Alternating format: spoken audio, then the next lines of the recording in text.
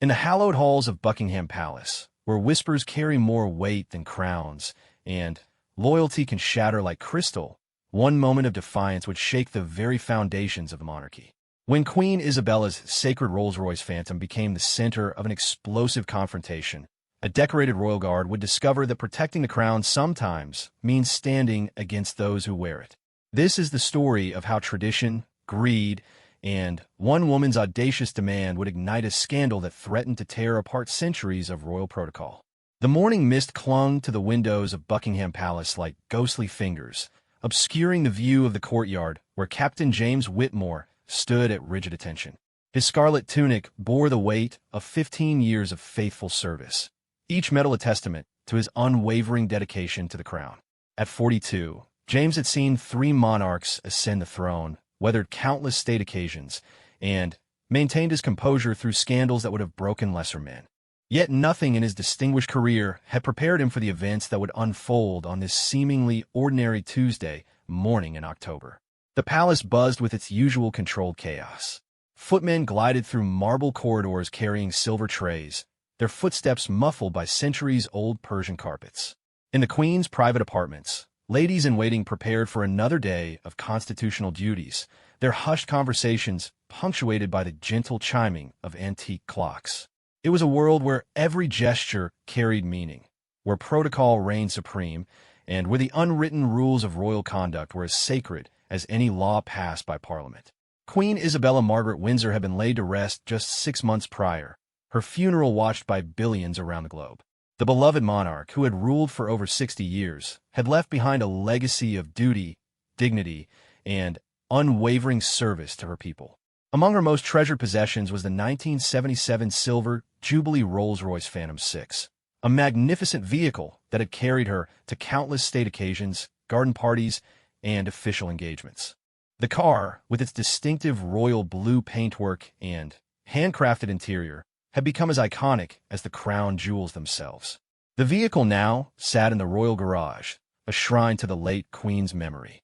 Palace staff spoke of it in hushed tones, and even the most senior courtiers handled any mention of the car with reverence.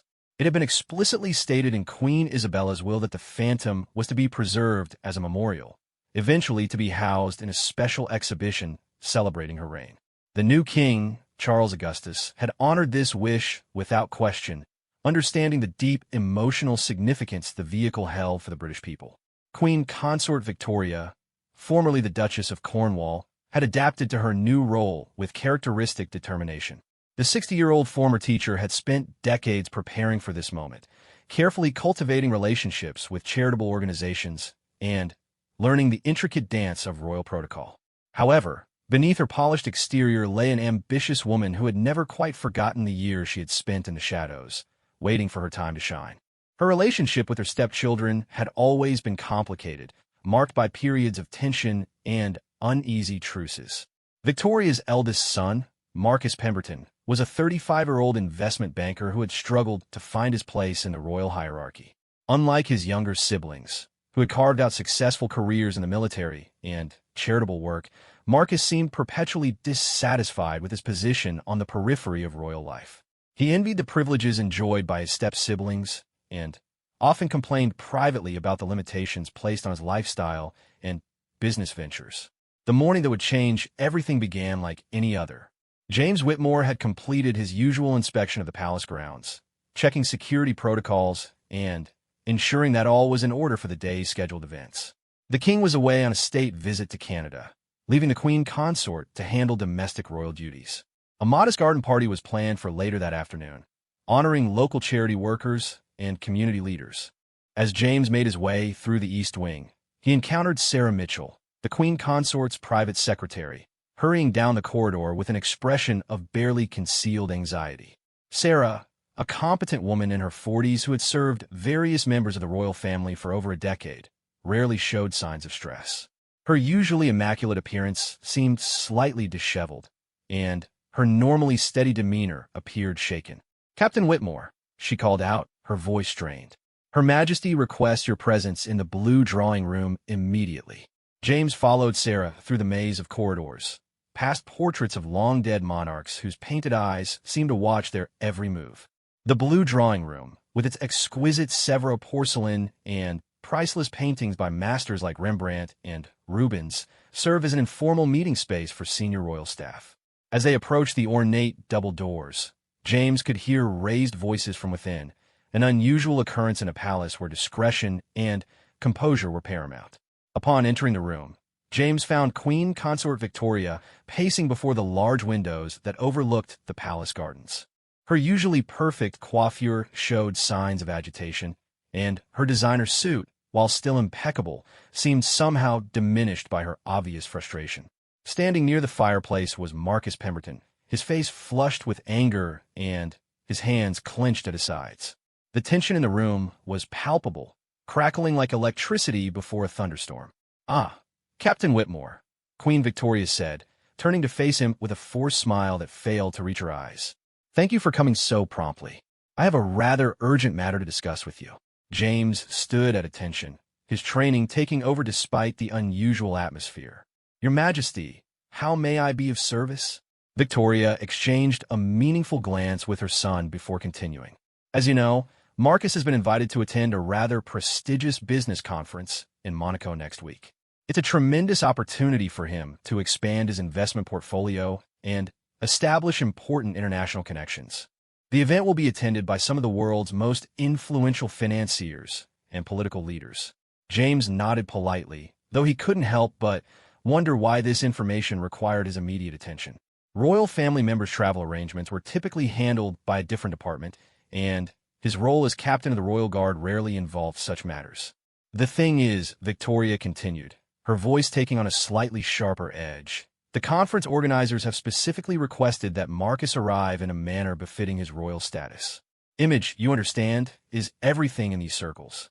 They've suggested that he travel in one of our more distinguished vehicles." Marcus stepped forward, his chin raised in a gesture of defiance that reminded James uncomfortably of a petulant child. "What Mother is trying to say, Captain, is that we require the use of Grandmother's Rolls-Royce for the journey. The Phantom would make exactly the right impression with these potential investors." The words hung in the air like a physical blow. James felt his carefully maintained composure waver for just a moment as the full implications of the request sank in. The late Queen's beloved Phantom, the vehicle that had been designated as a sacred memorial, was being casually requisitioned for a business trip. "I beg your pardon, sir," James said carefully, his voice steady despite the turmoil in his mind. "I believe there may be some misunderstanding. The 1977 Phantom is not currently available for general use. It has been preserved as per the late Queen's specific instructions." Victoria's eyes flashed with irritation. "Captain Whitmore, I think you may be overstepping your authority here. As Queen Consort, I believe I have the right to determine how royal property is utilized, particularly when it serves the interests of the crown." The audacity of the statement left James momentarily speechless. The idea that Queen Isabella's final wishes could be so casually dismissed for the sake of business networking seemed to violate everything he had sworn to protect. The Phantom wasn't just a car. It was a symbol of the late Queen's legacy, a tangible connection to the beloved monarch who had dedicated her life to service. Marcus, emboldened by his mother's support, pressed forward. "Look, Captain, this isn't some frivolous joyride. This conference could open doors for investments that would benefit the entire Commonwealth. Surely Grandmother would have understood the importance of seizing such opportunities." James found himself in an impossible position. His loyalty to the crown was absolute, but which crown did that loyalty serve? The memory of the late Queen, whose dying wishes he had sworn to honor, or the current Queen Consort, whose authority he was bound to respect? The weight of centuries of tradition pressed down upon him as he struggled to find the right words. "Your Majesty," he began slowly. With the greatest respect, the late Queen's will was quite specific regarding the Phantom. King Charles himself confirmed that the vehicle was to be preserved in her memory. "I'm not certain I have the authority to authorize its use without His Majesty's direct approval." Victoria's facade of politeness finally cracked, revealing the steel beneath. "Captain Whitmore, I am not asking for your approval. I am informing you of my decision. The car will be prepared for Marcus's use, and that is final. Surely you're not suggesting that a mere guard should override the wishes of the Queen Consort?" The insult stung, reducing 15 years of faithful service to the status of a mere guard. James felt something shift inside him, a protective instinct that went beyond personal pride. He thought of Queen Isabella's gentle hands on the steering wheel of the Phantom during their last official engagement together, her eyes bright with joy as she waved to the crowds who had come to see her. He remembered her words about the car being her faithful companion through decades of service. "Your Majesty," James said, his voice gaining strength, "I took an oath to protect the crown and everything it represents. That includes honoring the sacred wishes of our late sovereign.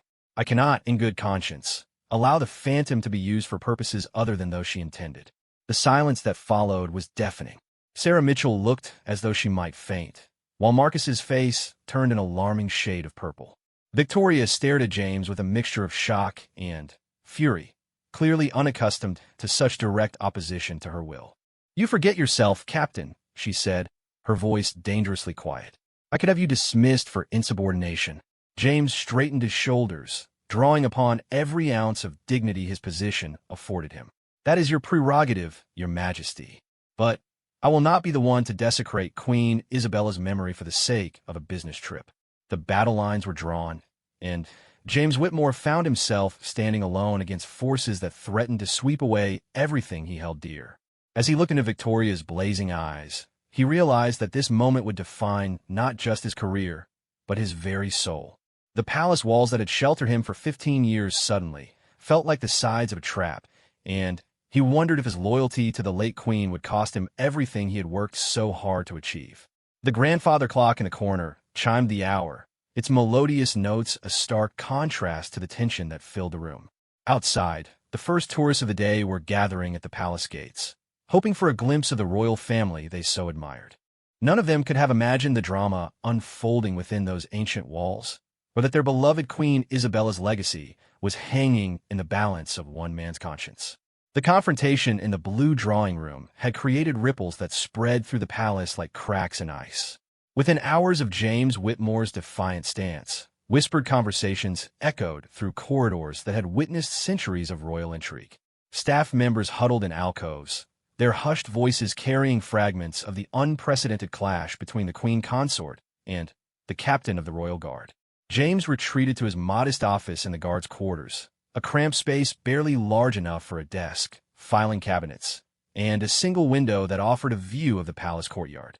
The walls were adorned with commendations and photographs from his years of service. Queen Isabella's Diamond Jubilee, state visits from world leaders, and countless ceremonial occasions where he had stood as a silent sentinel. Each image now seemed to mock him with memories of a simpler time when duty and honor had clear definitions. He sat heavily in his worn leather chair, the same one he had inherited from his predecessor, Captain Edmund Crawford, who had served the royal family for 37 years before retiring with full honors. Crawford had been James's mentor, the man who had taught him that protecting the crown meant more than just physical security. It meant preserving the dignity, traditions, and moral authority that made the monarchy worthy of the people's respect and affection. A soft knock on the door interrupted his brooding thoughts. "Enter," he called, expecting to see one of his subordinates with the day's security briefing. Instead, Lady Margaret Ashworth, the late Queen's former private secretary, stepped into the room. At 71, Lady Margaret possessed the kind of quiet authority that came from decades of serving at the highest levels of the royal household. Her silver hair was perfectly arranged, and her dark blue suit spoke of understated elegance. Despite her retirement, she maintained a small office in the palace and served as an informal advisor to various staff members. "James," she said, closing the door behind her and taking the single visitor's chair without waiting for an invitation. "I trust you understand the magnitude of what you've just set in motion." Lady Margaret had always been direct, a quality that had made her invaluable to Queen Isabella during the most challenging periods of her reign. She had weathered scandals, divorces, and constitutional crises with unflappable composure, always finding ways to protect the monarchy's reputation while serving the greater good. "My lady," James replied, rising respectfully from his chair, "I simply could not stand by and watch Queen Isabella's final wishes be trampled for the sake of convenience." "Sit down, James," Margaret said with a weary smile. "We need to talk candidly about what happens next, because I can assure you that Victoria is not going to let this matter rest." James resumed his seat, grateful for the older woman's presence. Lady Margaret had been like a grandmother to many of the palace staff, offering wisdom and support during difficult times. Her opinion carried weight throughout the royal household, and her loyalty to Queen Isabella's memory was beyond question.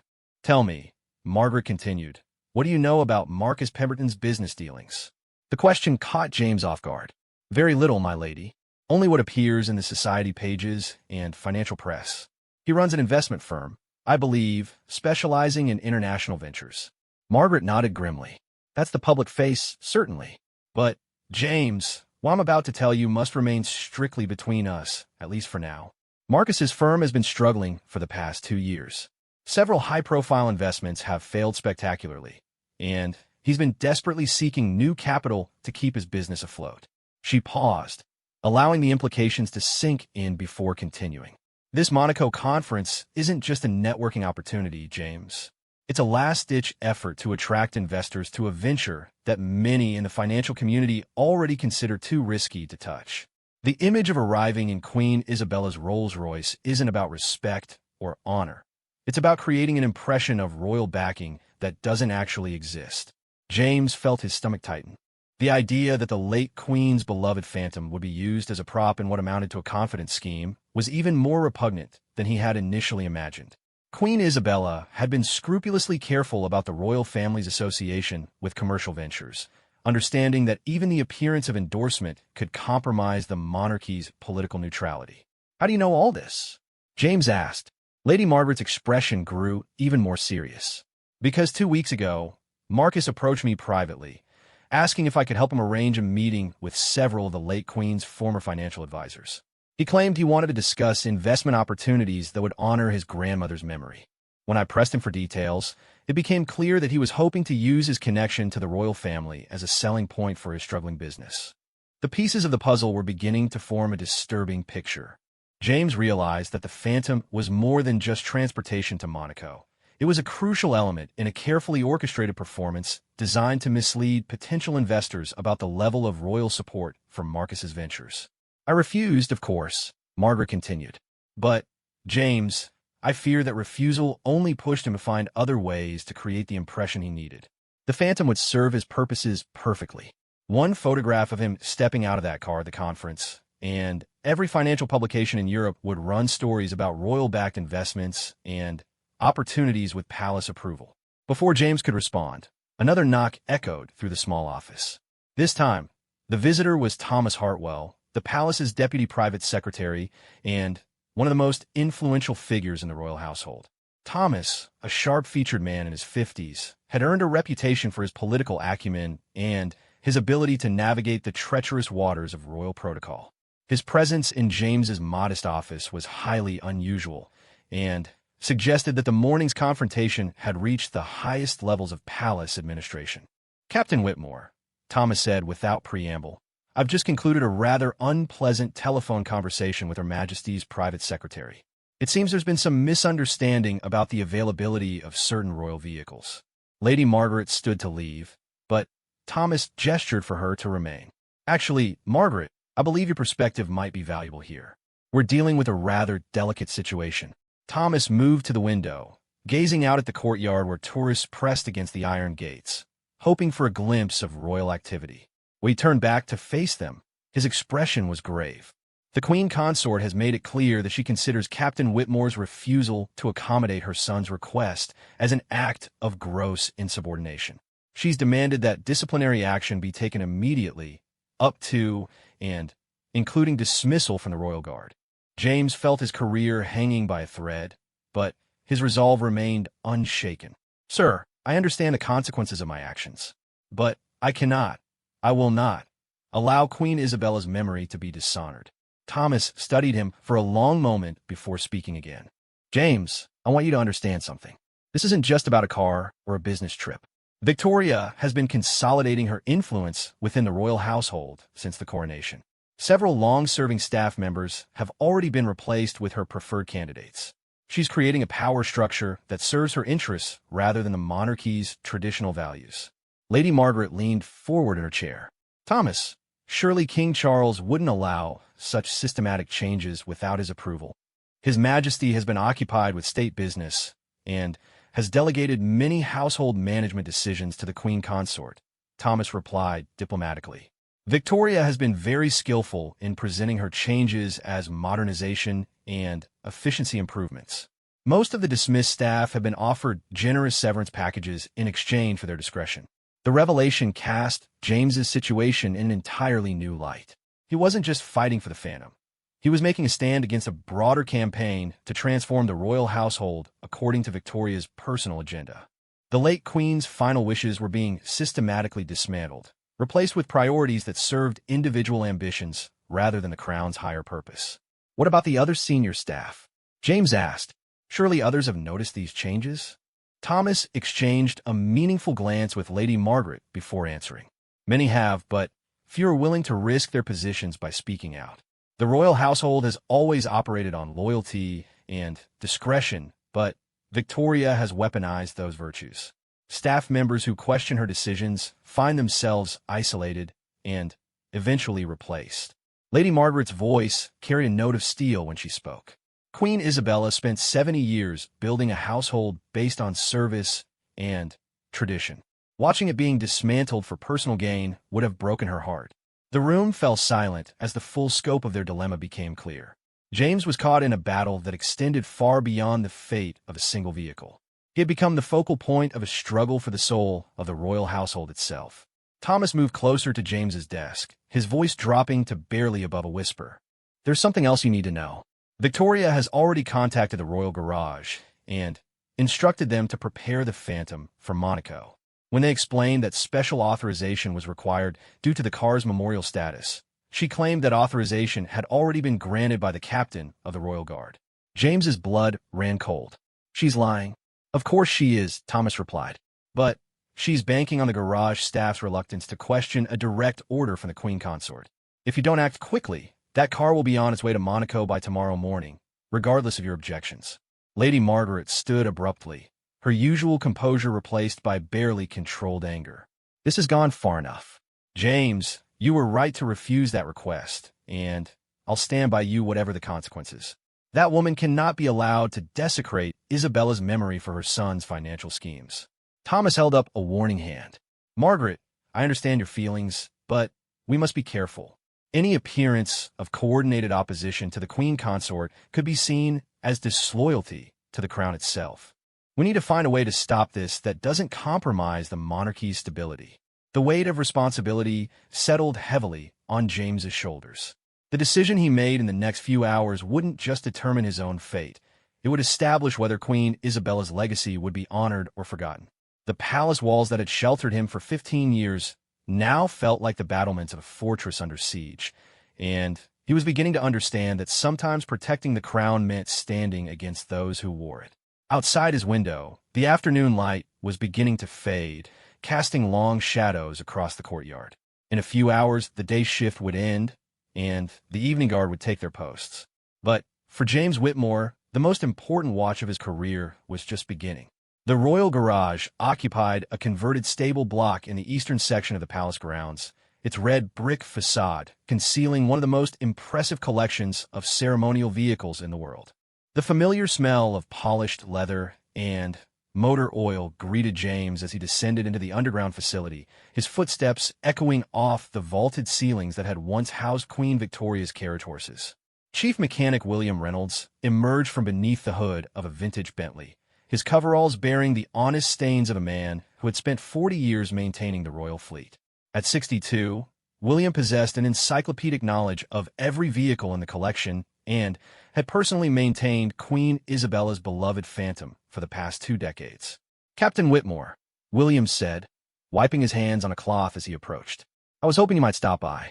We've had a rather unusual request from Her Majesty's office regarding the Phantom. James surveyed the garage's main floor, where a dozen immaculately maintained vehicles stood in perfect formation.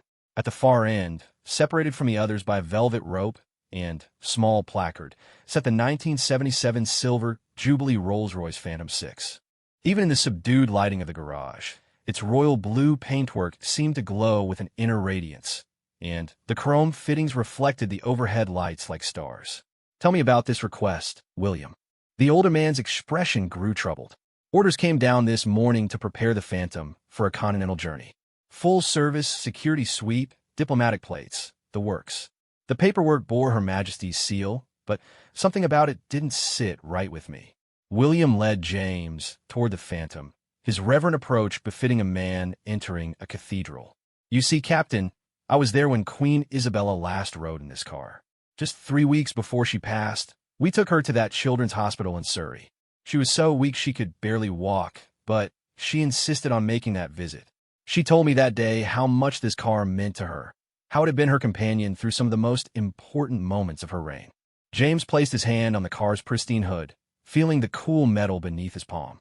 The vehicle seemed to radiate the dignity and grace of the woman who had owned it, every detail reflecting her impeccable standards and deep respect for tradition. William, that paperwork was fraudulent. Queen Victoria is attempting to circumvent proper authorization procedures to use this car for her son's business trip to Monaco. The mechanic's face darkened with anger. Business trip? Captain, this car hasn't been started since the Queen's funeral. It's been maintained as a memorial, exactly as she wanted. The idea of using it for some commercial venture is... He struggled to find words strong enough to express his outrage. I know, James replied quietly, and I intend to stop it. Their conversation was interrupted by the sound of approaching footsteps. Sarah Mitchell, the Queen Consort's private secretary, descended into the garage accompanied by 2 men James didn't recognize. Both wore expensive suits and carried themselves with the confidence of people accustomed to having their orders followed without question. Mr. Reynolds, Sarah called out, her voice carrying an unusual note of authority. I trust the Phantom is being prepared as requested. William straightened to his full height, his years of military service evident in his bearing. I'm afraid there's been a complication, Miss Mitchell. Captain Whitmore has informed me that proper authorization has not been obtained for this vehicle's use. Sarah's companion stepped forward, and James immediately recognized them as private security personnel rather than palace staff.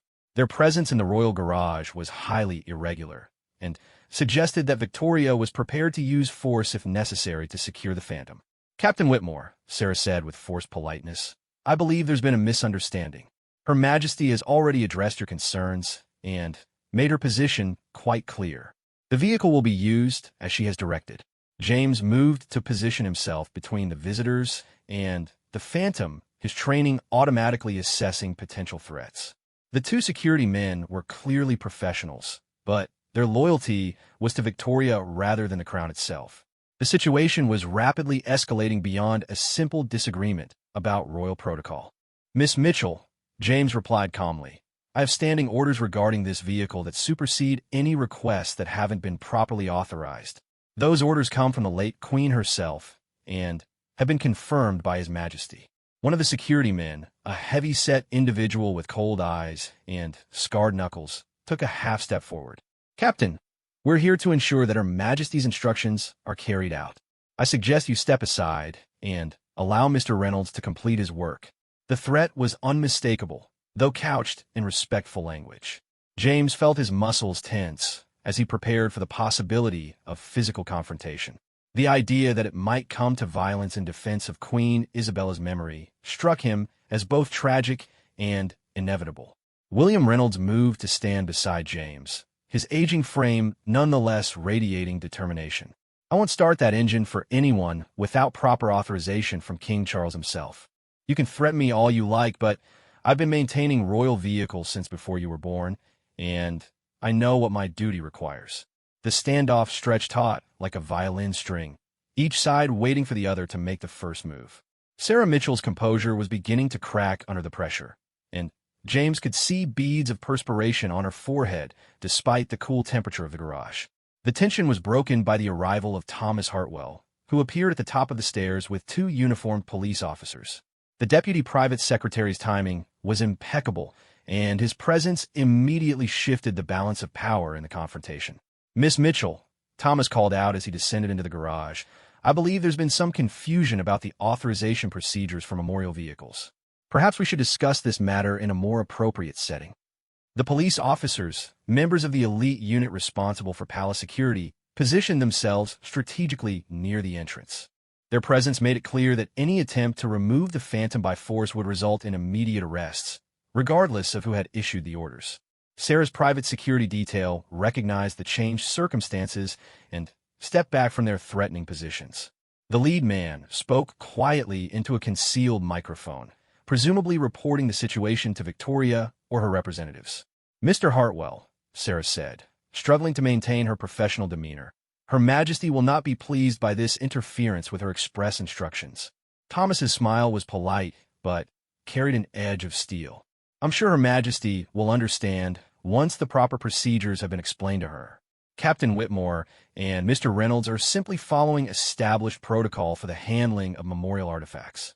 James watched the interplay between the senior officials with growing awareness of the larger game being played.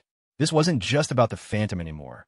It was a test of strength between competing visions of royal authority. Victoria was testing the limits of her power, while the traditional household structure was pushing back to defend established precedents. William Reynolds broke the uncomfortable silence by addressing Thomas directly. "Sir, if I may ask, what are the proper procedures for resolving this matter? I need clear guidance on my responsibilities regarding this vehicle." Thomas nodded approvingly at the question. "The established protocol requires written authorization from His Majesty for any use of memorial vehicles outside their designated preservation role. That authorization must be countersigned by the Lord Chamberlain and the Keeper of the Privy Purse to ensure proper oversight." Sarah's face paled as she realized the implications. The bureaucratic requirements would take days to fulfill, assuming such authorization could be obtained at all.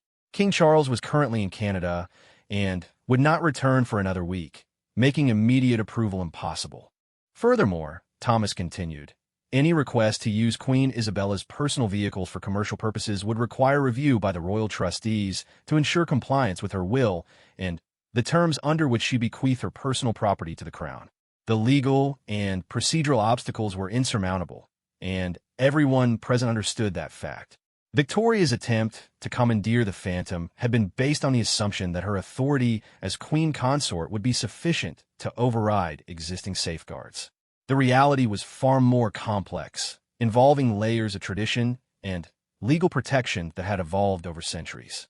One of Sarah's security men received a message through his earpiece and whispered something urgent to his partner. Without explanation, both men turned and left the garage, their footsteps echoing as they climbed the stairs to ground level.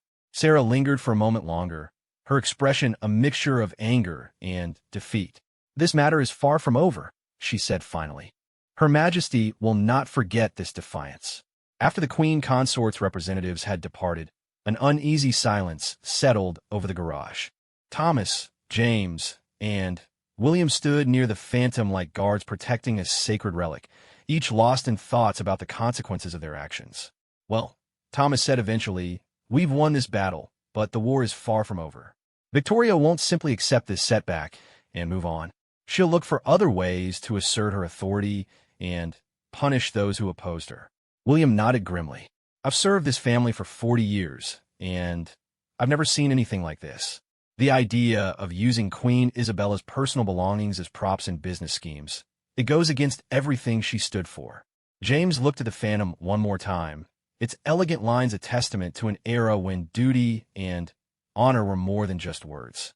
The car had survived this assault on its dignity, but he wondered what other threats would emerge in the days ahead. The sound of approaching footsteps announced another arrival. Lady Margaret Ashworth appeared at the top of the stairs, her expression grave but determined. She made her way down to the garage floor with careful dignity, her eyes immediately drawn to the Phantom. "I've just received word from my contacts at the palace," she announced without preamble. "Victoria has called an emergency meeting of the royal household for tomorrow morning. She's planning to use James's actions as grounds for a broader reorganization of security protocols and staff responsibilities." Thomas sighed heavily. "She's using this incident as a pretext to accelerate her consolidation of power. Any staff member who supported our position today will likely find themselves facing disciplinary action or forced retirement." The magnitude of what they had set in motion was becoming clear. By protecting the Phantom, they had inadvertently triggered a crisis that would reshape the royal household for years to come.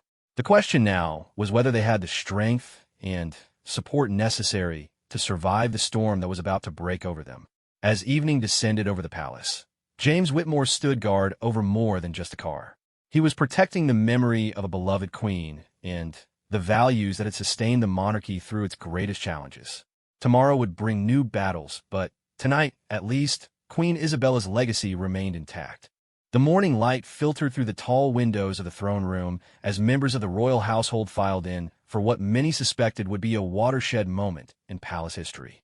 The ornate chamber, typically reserved for the most formal state occasions, seemed almost to vibrate with tension as senior staff members took their designated places along the red carpet that led to the throne itself. James Whitmore stood near the back of the assembled group, his dress uniform immaculate despite the turmoil of the previous day. Around him, conversations were conducted in whispers, and meaningful glances were exchanged as longtime colleagues tried to gauge the mood and assess their own positions in the coming storm. The very air seemed thick with uncertainty and apprehension. Queen Consort Victoria entered with calculated precision, her deep purple suit and diamond brooch projecting an image of regal authority. She had clearly chosen her outfit to evoke memories of Queen Isabella while asserting her own power, a subtle psychological maneuver that was lost on no one present. Behind her walked Marcus Pemberton, his expensive Italian suit and confident demeanor suggesting that he viewed the morning's proceedings as a foregone conclusion. Thomas Hartwell, as Deputy Private Secretary, called the meeting to order with traditional formality. Ladies and gentlemen, Her Majesty has convened this gathering to address certain irregularities in household operations that have come to her attention. Your full attention and cooperation are expected. Victoria took her position at the front of the room, her gaze sweeping over the assembled staff with the calculating eye of a general surveying troops before battle. When she spoke, her voice carried the authority of someone who had spent years preparing for this moment. Yesterday, I witnessed an unprecedented act of insubordination that has forced me to reconsider our current household management structure. When a simple request for transportation was met with open defiance and deliberate obstruction, it became clear that certain individuals have forgotten their place in the royal hierarchy. Her words were carefully chosen to frame the incident as a matter of discipline rather than principle. By avoiding any mention of the Phantom's memorial status or the questionable nature of Marcus's business venture, she was attempting to rewrite the narrative in her favor. James felt the eyes of his colleagues upon him as Victoria continued her opening statement. Some faces showed sympathy and support, while others reflected the careful neutrality of people trying to protect their own positions. He understood their caution. Most of the staff had families to support and couldn't afford the luxury of principled stands that might cost them their livelihoods. Furthermore, Victoria continued, I have discovered that this act of defiance was not isolated, but part of a coordinated effort by certain senior staff members to undermine my authority. This represents a fundamental breakdown in the chain of command that cannot be allowed to continue. Lady Margaret Ashworth, who had positioned herself near the center of the group, stepped forward with the dignified bearing of someone who had spent decades navigating royal politics. Your Majesty, with respect, I believe there may be some misunderstanding about the events in question. The staff members involved were following established protocols designed to protect the Crown's interests. Victoria's eyes flashed with anger at the interruption, but she maintained her composure. Lady Margaret, your loyalty to the late Queen is admirable, but you must understand that we are now operating under new circumstances. The needs of the current reign must take precedence over sentimental attachments to the past. The insult to Queen Isabella's memory hung in the air like smoke from a fired cannon. Several staff members shifted uncomfortably, and James saw William Reynolds clench his fists in barely controlled anger. The mechanic had worked on royal vehicles for 4 decades, and had probably forgotten more about palace protocol than Marcus Pemberton would ever learn. Marcus chose this moment to speak, his voice carrying the entitlement of someone who had never been denied anything he wanted. What my mother is trying to explain is that the royal household needs to modernize its approach to asset utilization. Keeping valuable resources locked away for purely symbolic purposes is an inefficient use of crown property. The mercenary language revealed everything about Marcus's worldview. To him, Queen Isabella's beloved Phantom was simply a valuable resource to be exploited for financial gain. The idea that some things possessed worth beyond their monetary value was clearly foreign to his understanding. Thomas Hartwell cleared his throat diplomatically. Your Majesty, if I might clarify the regulatory framework governing memorial items, there are specific legal requirements, Mr. Hartwell, Victoria interrupted sharply. I didn't call this meeting to receive lectures on regulatory frameworks. I called it to address the fundamental question of authority within this household. Either I have the right to make decisions about royal property and personnel, or I don't. Which is it? The ultimatum was delivered with surgical precision, forcing everyone present to choose sides in a conflict that extended far beyond the immediate dispute. Victoria was demanding absolute submission to her will, without regard for the legal and traditional constraints that had governed royal household operations for centuries. James realized that this was his moment. If he remained silent, Victoria would interpret his passivity as surrender and use it to justify sweeping changes throughout the household. If he spoke up, he would be placing his career and reputation on the line in defense of principles that many might consider outdated. Your Majesty, he said, stepping forward with the measured pace of a soldier advancing under fire. May I respectfully point out that this is not a question of personal authority, but of institutional responsibility? Queen Isabella's final wishes regarding her personal property were not suggestions. They were legal directives that we are bound to honor. Victoria's facade of regal composure finally cracked, revealing the fury beneath. Captain Whitmore, you seem to have difficulty understanding the concept of hierarchy. Let me make it simple for you. I am the queen consort of this realm, and you are a palace guard. When I give you an instruction, you follow it. Period. The reduction of his position to palace guard was a deliberate insult designed to humiliate him in front of his colleagues and establish Victoria's dominance. James felt the familiar surge of protective anger that had sustained him through 15 years of faithful service. Your Majesty, I am captain of the Royal Guard, and I took an oath to protect the crown and everything it represents. That includes protecting the memory and legacy of Queen Isabella, who devoted her life to the service of this nation. I will not be the one to betray that legacy for the sake of a business venture. The words echoed in the vaulted chamber like cannon fire, and James watched as Victoria's face turned white with rage. He had crossed a line from which there could be no retreat, and everyone present understood that fact. Marcus stepped forward aggressively, his usual veneer of sophistication stripped away by anger. How dare you speak to my mother that way? You're nothing but a servant who's forgotten his place. I should have you arrested for treason. The absurdity of the threat would have been laughable under other circumstances. James had dedicated his life to protecting the royal family, while Marcus was attempting to exploit his grandmother's memory for personal profit. Yet the young man's words carried weight because of his mother's position and influence. Lady Margaret moved to stand beside James, her presence a powerful symbol of support from the old guard. Your Majesty, I must say that I find Captain Whitmore's conduct exemplary. He has shown exactly the kind of integrity and loyalty that has sustained this institution for generations. William Reynolds joined them, followed by several other longtime staff members who had decided that some principles were worth defending regardless of the personal cost. The room was dividing along generational and philosophical lines, with those who remembered Queen Isabella's values standing against those who saw the monarchy primarily as a source of privilege and profit. Victoria surveyed the growing opposition with calculating eyes, clearly reassessing her strategy in light of the unexpected resistance. She had underestimated the depth of loyalty that Queen Isabella had inspired and the strength of the institutional traditions that protected the crown's integrity. Very well, she said finally, her voice cold as winter steel. Since certain members of this household seem to believe they can defy my authority with impunity, I am implementing immediate changes to clarify the chain of command. She produced a prepared document from her purse and handed it to Thomas Hartwell. Effective immediately, Captain Whitmore is suspended from all duties pending a full investigation into his conduct. Mr. Reynolds is to be transferred to vehicle maintenance duties that do not involve memorial items. Lady Margaret's advisory role is terminated, and she is to vacate her office within 48 hours. The swift and brutal retaliation demonstrated that Victoria had come to this meeting prepared for resistance. She was wielding her authority like a weapon, punishing anyone who had dared to oppose her will while sending a clear message to the rest of the staff. But the purge wasn't finished. Victoria continued reading from her prepared list of changes, each one designed to remove or marginalize voices that might challenge her authority in the future.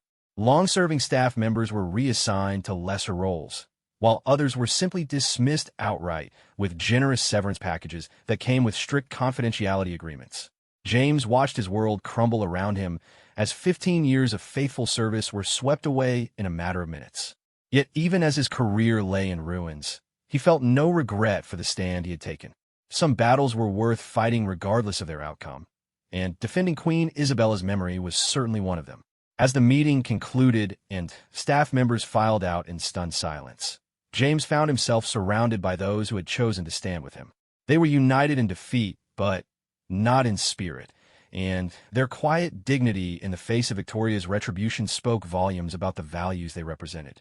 Thomas Hartwell approached the group with obvious reluctance.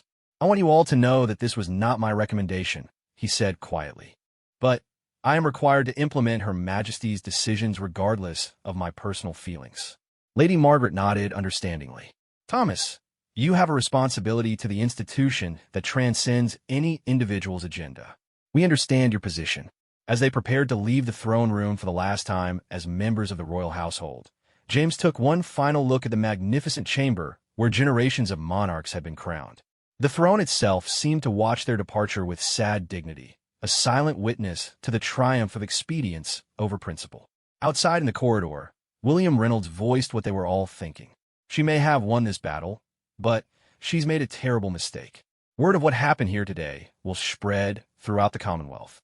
People won't stand for this desecration of Queen Isabella's memory." James nodded, but his thoughts were already turning to the future.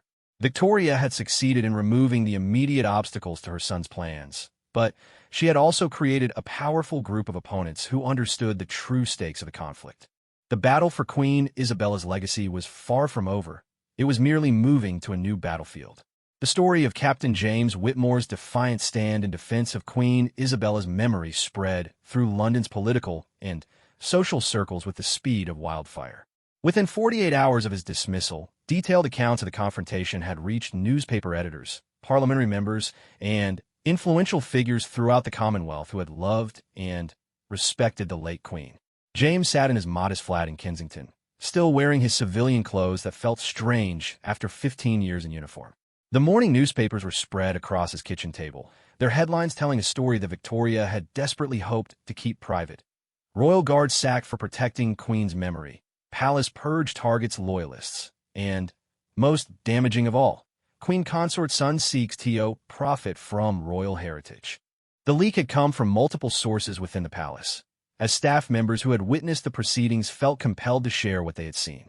Victoria's heavy-handed retribution had backfired spectacularly, creating exactly the kind of public scrutiny she had sought to avoid. His doorbell rang at precisely 9 o'clock, and James opened it to find Sir David Thornbury, the former Lord Chamberlain who had served Queen Isabella for the final 20 years of her reign. The distinguished older man entered without ceremony, his usually impeccable composure showing signs of strain. "James," Sir David said, settling into a worn armchair with the weariness of someone carrying a heavy burden, "I want you to know that what happened to you and the others is an absolute disgrace. Queen Isabella would be horrified to see her household treated in such a manner." Sir David's presence in James's modest flat was unprecedented and spoke to the gravity of the situation. The former Lord Chamberlain rarely involved himself in palace politics after his retirement, but the assault on Queen Isabella's legacy had drawn him back into the fray. "Thank you, Sir David, but I'm more concerned about what this means for the monarchy itself. Victoria has set a dangerous precedent by treating the late Queen's wishes as mere suggestions to be ignored when convenient." The older man nodded grimly. "That's precisely why I'm here. This situation has created a constitutional crisis that extends far beyond the fate of a single automobile. If a queen consort can unilaterally override a deceased monarch's explicit instructions, it fundamentally undermines the legal and traditional foundations upon which royal authority rests." James poured tea for both men, the domestic ritual providing a moment of normalcy in an increasingly surreal situation. Through his window, he could see photographers waiting on the street below, hoping to capture images of the disgraced former captain for the evening editions. "The telephone hasn't stopped ringing since the story broke," James said, gesturing toward the disconnected landline. "Reporters, supporters, even some members of Parliament wanting to discuss the constitutional implications." I never imagined that protecting a car would become a national controversy. Sir David's smile was grim, but not without warmth. My dear fellow, this was never about a car, and you know it. This is about the soul of the institution you've spent 15 years serving. The Phantom is simply the symbol around which larger forces are rallying. As if summoned by his words, James's mobile phone buzzed with an urgent message. The text was from Lady Margaret Ashworth. Turn on BBC News immediately.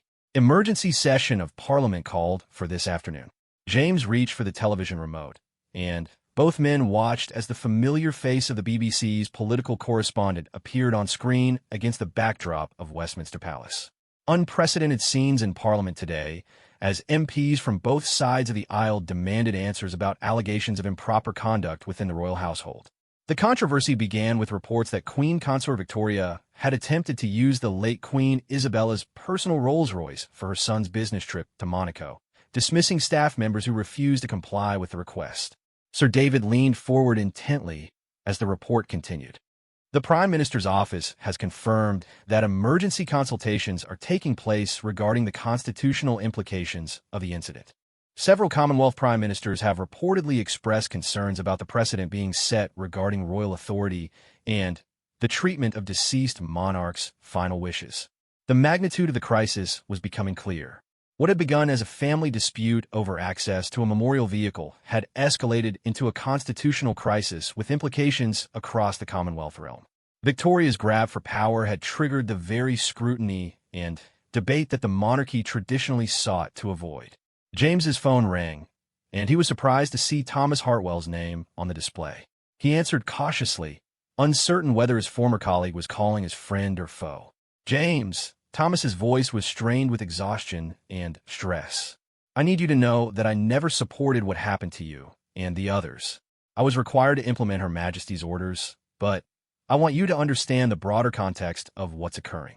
Go on, James replied, putting the call on speaker so Sir David could hear.